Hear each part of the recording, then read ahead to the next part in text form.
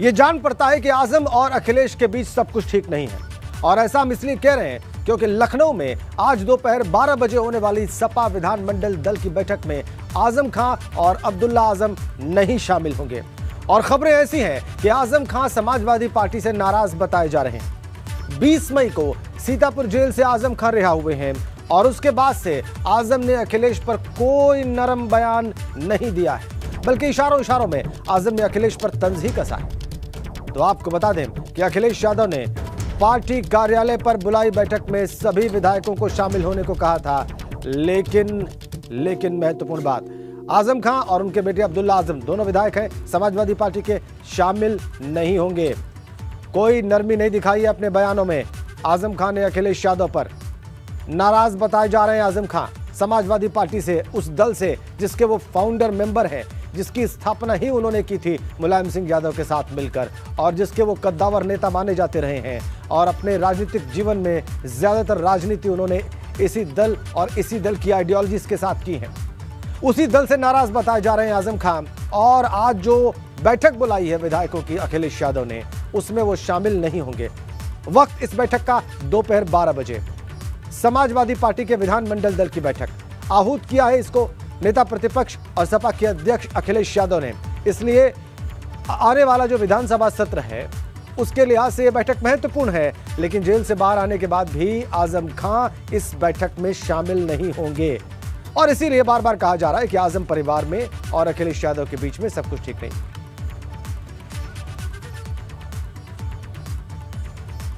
तो सड़क के बाद अब सदन की बारी है। कैसे आपको बताते हैं, बजट सत्र को लेकर विधायक दल की बैठक है आज समाजवादी पार्टी की। सरकार को घेरने की रणनीति बनाएगी समाजवादी पार्टी। दोपहर 12 बजे विधायकों के साथ अखिलेश ने यह बैठक आहूत की है।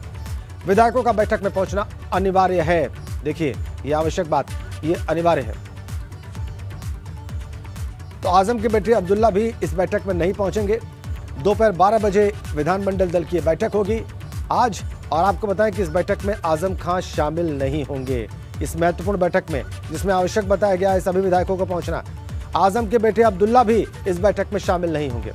रामपुर शहर से सपा विधायक हैं आजम खां इस असेंबली में 18वीं विधानसभा में, और अब्दुल्ला रामपुर की स्वार सीट से समाजवादी पार्टी के विधायक हैं। दोनों सपा के जीते हुए विधायक इस बैठक में शामिल नहीं होंगे। और इसीलिए हम कह रहे हैं कि आजम परिवार और अखिलेश यादव के बीच में सब कुछ ठीक नहीं है। 20 मई को रिहा हुए हैं आजम खां और कोई नरमी उन्होंने अपने बयानों में नहीं दिखाई है अखिलेश यादव के प्रति।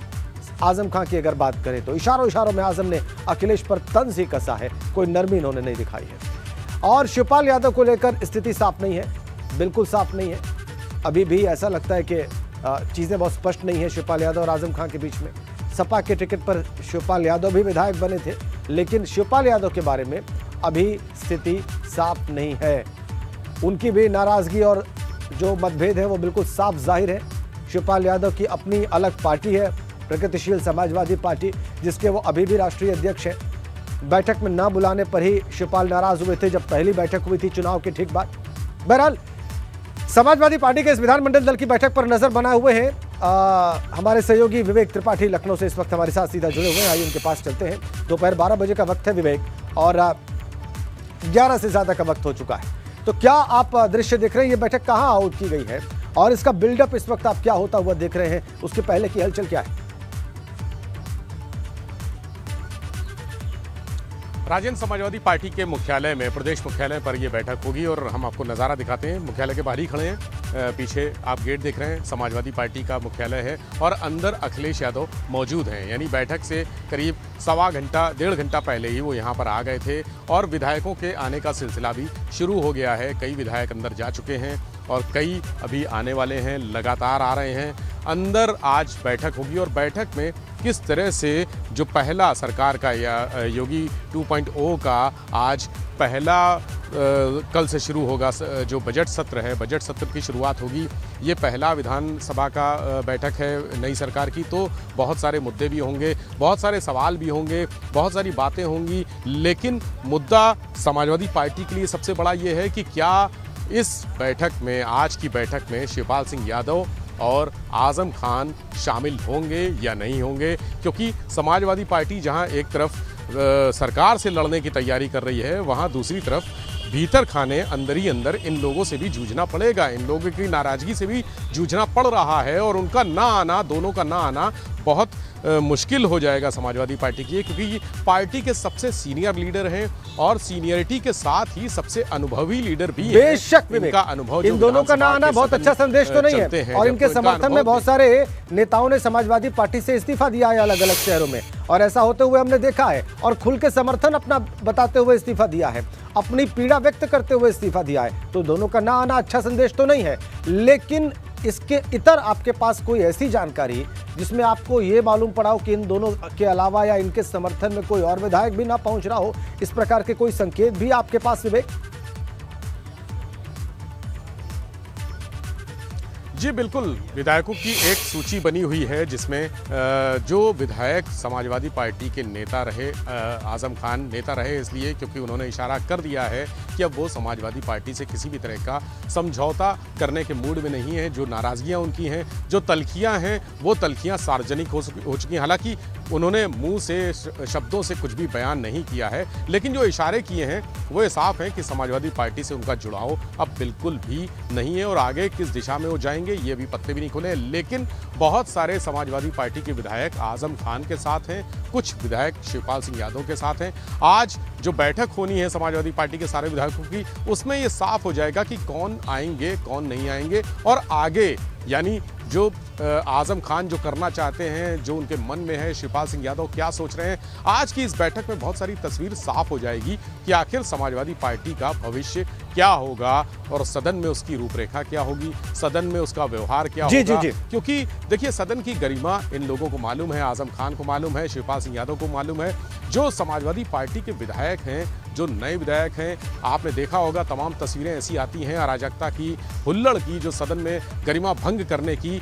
वो ये लोग जब बैठते थे सदन में तो सदन की गरिमा बनी रहती थी, मर्यादा बनी रहती थी। लेकिन इन लोगों की गैर मौजूदगी में सदन क्या समाजवादी पार्टी में जो उनका व्यवहार है वो उसी तरह से रहेगा, या कोई अंकुश रहेगा अखिलेश यादव का अपने विधायकों पर, कोई अंकुश रहेगा, कोई नियंत्रण रहेगा, ये भी देखने वाली बात होगी। क्योंकि हंगामा ज़रूर है, स्वाभाविक है, हंगामा होगा ही। बजट की बात होनी है, बजट का मुद्दा लाया जाएगा और कानून व्यवस्था को लेकर, तमाम योजनाओं को लेकर, विकास के रोड मैप को लेकर जो समाजवादी पार्टी की सोच है, जो इन लोगों ने तय किया है। हम पहले भी बताते रहे हैं बीपी गंगा के दर्शकों को कि समाजवादी पार्टी में अखिलेश यादव पूरी ताकत से सदन में मुद्दे उठाएंगे, कानून व्यवस्था के मुद्दे उठाएंगे, अपराध के मुद्दे उठाएंगे, विकास के मुद्दे उठाएंगे। और इसके साथ ही बहुत सारे विधायकों ने अपने सवाल भी लगाए हैं। यानी सदन जब शुरू होगा तो सवाल जवाब के लिए सरकार से सवाल पूछे जाएंगे। वो सवाल कौन कौन से होंगे ये अनुभवी लोग ही बता सकते हैं। आजम जैसे अनुभवी लोग ये बैठकर सवाल तैयार कराते थे एक समय,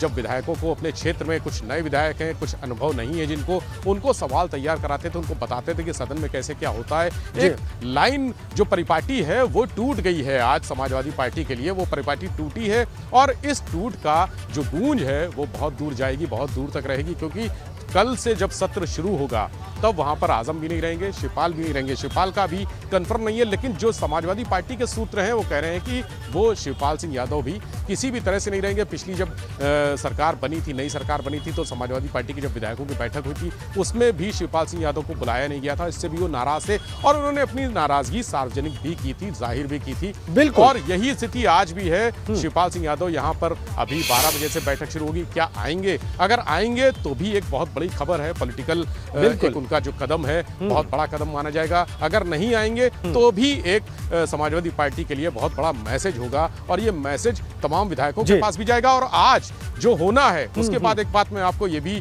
बता रहा हूं कि आज जो होना है, अगर शिवपाल सिंह यादव और आजम नहीं आते हैं तो समाजवादी पार्टी में टूट फूट भी हो सकती है। यानी जो आगे प्लानिंग चल रही है, तीसरा मोर्चा की तैयारी चल रही है, चर्चा चल रही है, या कुछ नया सोचने की तैयारी चल रही है, उसमें समाजवादी पार्टी के जो विधायक आजम खान के समर्थन के हैं, जो विधायक शिवपाल सिंह यादव के समर्थन के हैं, वो निश्चित तौर पर उनके साथ जाएंगे। और आज की बैठक में ये बात भी उठेगी, कुछ विधायकों से मेरी व्यक्तिगत बात हुई है, उन्होंने कहा है कि बैठक में ये मुद्दा उठाया जाएगा कि आजम खान साहब क्यों नहीं आ रहे हैं, उनके बेटे अब्दुल्ला क्यों नहीं आ रहे हैं, शिवपाल सिंह यादव क्यों नहीं आ रहे हैं, जी, मजबूत जी, जी। तीनों स्तंभ हैं। ठीक है। और अब्दुल्ला आप कह रहे हैं ने अभी कि चुनाव जीता है, आपसे वो- बातचीत में समाजवादी पार्टी के विधायकों ने कहा है कि वो ये मुद्दा उठा देंगे आज समाजवादी पार्टी के विधायकों की बैठक के मंच पर कि क्यों नहीं आ रहे हैं आजम खान, उनके बेटे या शिवपाल यादव जब समाजवादी पार्टी के विधायक है तो उनको क्यों नहीं बुलाया गया या वो क्यों नहीं आ रहे हैं।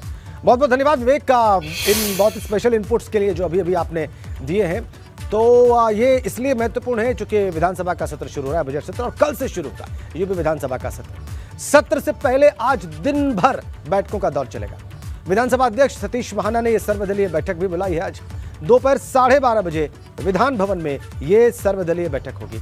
इसके साथ साथ आज कार्य मंत्रणा समिति की बैठक भी होगी जिसमें यह तय होता है कि विधानसभा की कार्रवाई कैसे आगे बढ़ेगी और उसमें सभी दलों के प्रतिनिधि होते हैं।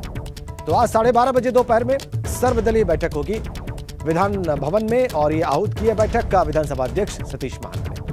और इसके बाद कार्य मंत्रणा समिति की बैठक होगी, बिजनेस एडवाइजरी कमेटी, जिसमें सभी दलों के लीडरान बैठते हैं और यह तय किया जाता है कि प्रोसीडिंग्स जो कार्रवाई है विधानसभा के सत्र की वो कैसे आगे बढ़ेगी, उसकी कार्य योजना क्या होगी।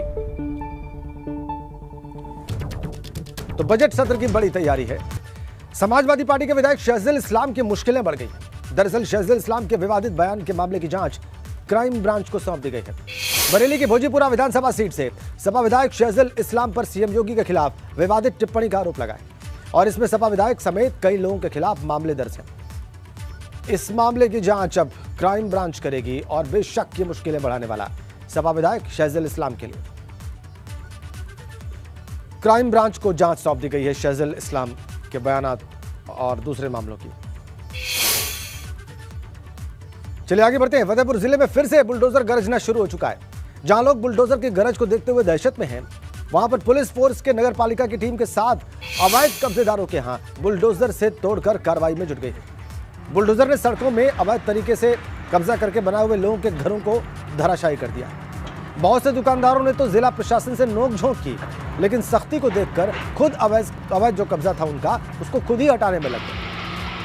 तो पहले नोक-झोंक की प्रशासन से, लेकिन जब लगा कि प्रशासन बिल्कुल पीछे नहीं हटेगा, बुलडोजर गरजेगा और निर्माण जो अवैध कब्जा करके बनाए गए हैं वो ध्वस्त किए जाएंगे, तो फिर इन अवैध कब्जा करने वालों ने और ये निर्माण बनाने वालों ने खुद ही अपने निर्माण को ध्वस्त करना शुरू कर दिया।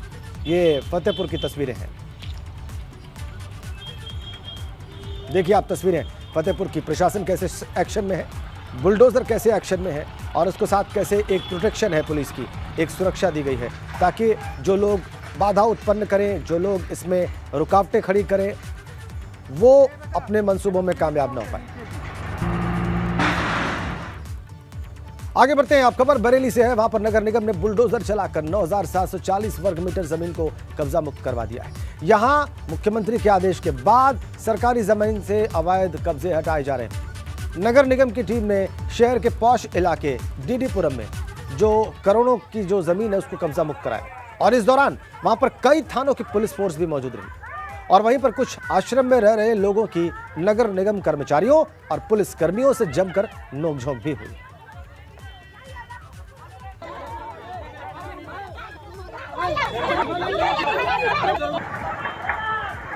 ये देखिए आप तस्वीरें बरेली में जब बुलडोजर गरजा उस वक्त की तस्वीरें और जमीन को कैसे खाली कराया, पुलिसकर्मी वहां पर कैसे मौजूद थे और जो लोग वहां पर बाधा उत्पन्न कर रहे थे, रुकावटें खड़ी कर रहे थे, उनको कैसे रास्ते से हटाया गया। ये नगर निगम की जगह है, खाली जगह थी। तो जितने भी रोड साइड पार्किंग हो रही हैं या जो स्ट्रीट वेंडर रोड साइड पे हैं, उनको सबको स्थान उपलब्ध कराने, नगर निगम की जो भूखंड है उन पर उनको समायोजित करने के लिए निर्देश हुए हैं। उसी की पॉइंट ऑफ व्यू से यहाँ पे हमें पार्किंग बनाने के लिए ये जगह चिन्हित की गई थी। तो उसी के लिए आए थे कुछ लोग जो है। ये बराबर में एक कुष्ठ आश्रम है, ये भी नगर निगम की ज़मीन है लेकिन इनको दी हुई है। तो इन लोगों को पुश करके ये लोग जो है इसको विरोध कराने के लिए लेकर के आए थे। आगे बढ़ेंगे हरिद्वार जा रही बड़ी खबर के साथ। बार और रेस्टोरेंट में भीषण आग लग गई है। वहां पर सिटकुल इलाके में मॉल के अंदर रेस्टोरेंट में जो है आग लगी है और फायर ब्रिगेड ने बहुत कड़ी मशक्कत की है इस आग को काबू करने के लिए। बड़ी खबर हरिद्वार से, बार और रेस्टोरेंट भीषण आग लगी है। तस्वीरें आप देख लीजिए और देख लीजिए कैसे यहाँ पर फायर ब्रिगेड की टीम लगी हुई है, कड़ी मशक्कत कर रही है इस आग को बुझाने में। कड़ी मशक्कत के बाद इस आग पर काबू पाया गया जो बार और रेस्टोरेंट में लगी है। प्रयास देखिए आप फायर ब्रिगेड की टीम के, अग्निशमन विभाग के, और ये एक्सक्लूसिव तस्वीरें हरिद्वार से आपकी स्क्रीन पर। सिडकुल इलाका, वहां के मॉल के भीतर जो बार और रेस्टोरेंट थे वहीं पर आग लगी। तस्वीरें आप देखिए, दो दो करके जलता हुआ यह इलाका इस मॉल का जो सिडकुल इलाके में इंडस्ट्रियल बेल्ट है, और इस आग पर ऐसे काबू पाया गया जिसकी तस्वीरें आप देख पा रहे हैं। हरिद्वार की तस्वीरें। कड़ी मशक्कत करनी पड़ी यहां पर फायर ब्रिगेड की टीम को।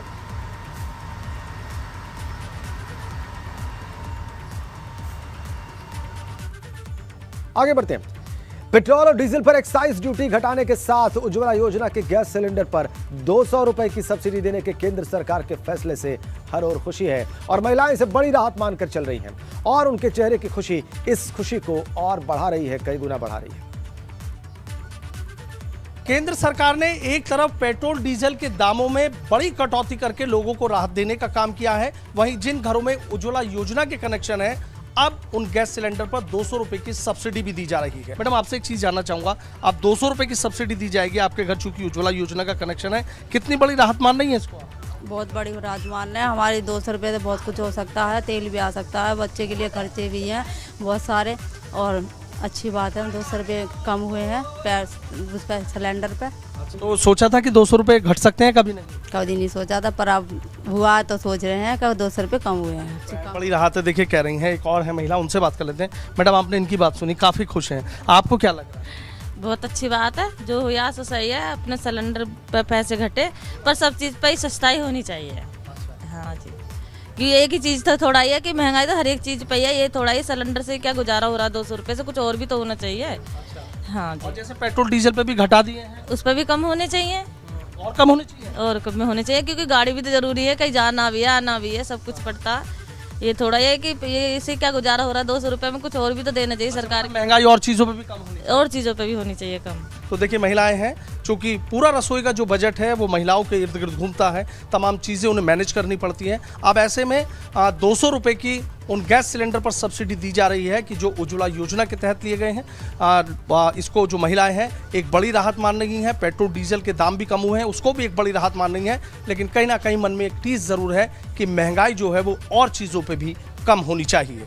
वीडियो जर्नलिस्ट सत्येंद्र सिंह के साथ सनुज शर्मा, ABP गंगा, मेरठ। महंगाई के मौसम में केंद्र सरकार ने थोड़ी राहत बरसाई है। एक्साइज ड्यूटी यानी कि उत्पादन शुल्क घटाने से पेट्रोल 9.5 रुपए और डीजल 7 रुपए प्रति लीटर सस्ता हो गया है।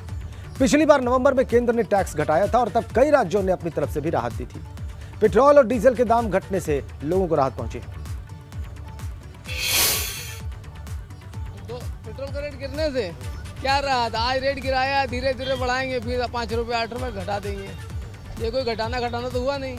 जब हम यहीं रुके रहें और रुकने के बाद फिर हम रेट घटाएं तो पब्लिक को एहसास होगा कि हाँ रेट गिरा। हाँ, तो 97 रुपया या 100 रुपया में फ़र्क क्या है? आप 100 रुपये का पेट्रोल लीजिए, 40 किलोमीटर जाइए, तेल और आ जाता है। क्या बहुत अच्छा लग रहा है सर, 97 हो गया है, पहले तो 106 था, अब थोड़ा सा सुकून मिला कि कुछ कम हो गया। बड़ा खुशी हुई है इस निर्णय से। अब आवश्यकता के अनुसार तो आदमी भराता ही है, लेकिन अब थोड़ा सा खुशी होता है, थोड़ा कम पैसे में हमारा काम निपट जाए। दाम कम हुआ इसलिए मोदी जी को बहुत बहुत बधाई देता हूँ, कम से कम कुछ तो सोचें। सर अब वही बात है कि बाल काटने से वजन तो हल्का होगा नहीं, लेकिन हाँ तब भी फर्क तो पड़ता ही है सर। नहीं, बहुत अच्छा है, बहुत इससे हम लोग को फ़ायदा होगा और आर्थिक उसमें भी सब मदद मिलेगी।